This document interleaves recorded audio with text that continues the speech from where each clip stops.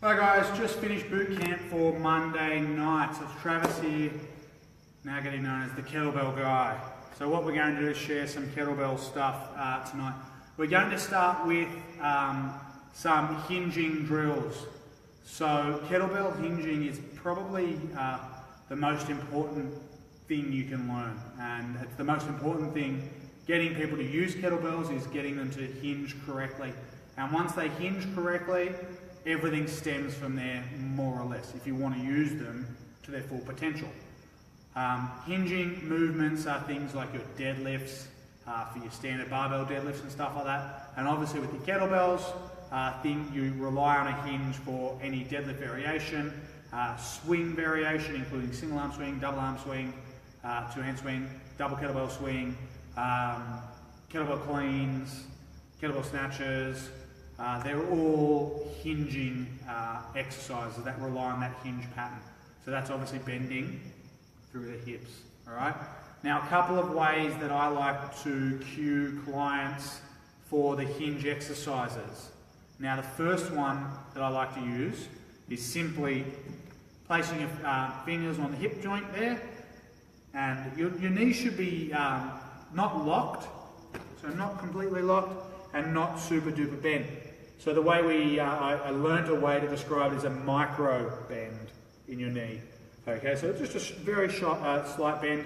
Find your hip joints and then your hip bones, and then you're simply pushing backwards and folding. All right, so from the side we're here, hip bones, pushing backwards and folding. In this position here, your hamstrings should be nice and tight.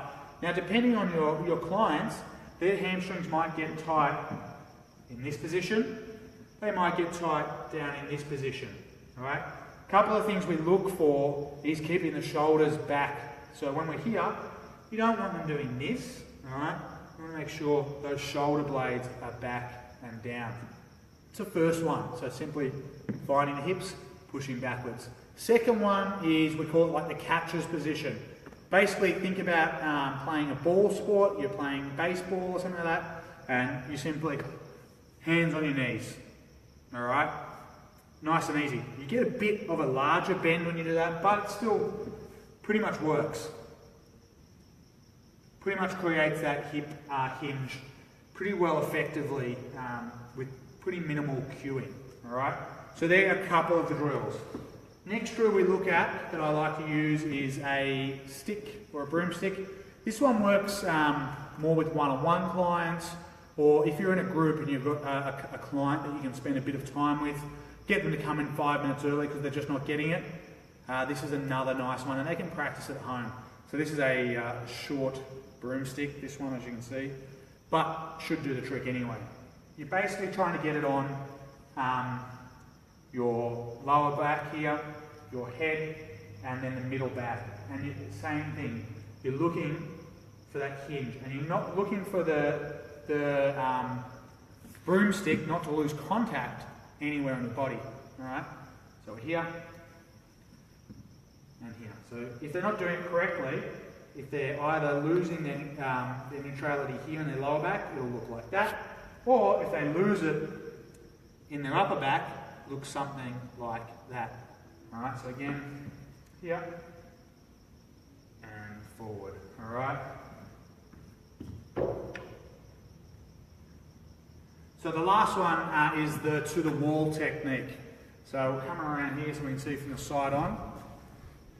Basically what you want to do is go out, a small step out from the wall, same sort of thing, and you want the clients to go back and have their bum touch the wall. Now, a couple of things when we look at this one, you don't want the hands going forward, simply because if you're trying to build a pattern for a swing or a deadlift, so you're not going to swing in this position here.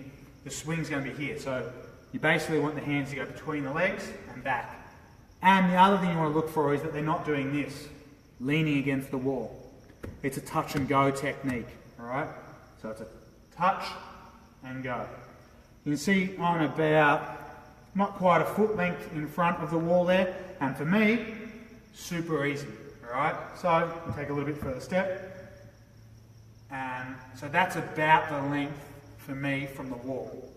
So that's about how far back you want them to feel. And you're explaining to the clients that when they're doing either a Romanian deadlift or a swing, that's the feeling they should get in that bottom of the movement. So I'll just show you very quickly a Romanian deadlift from that position. So you wouldn't get them to do an actual swing in this position because obviously you've got a wall there, right? If they do it properly, they're going to smash into the wall. But you can get them to do the Romanian deadlift in this position. So from here, bums back, shoulders up, and up.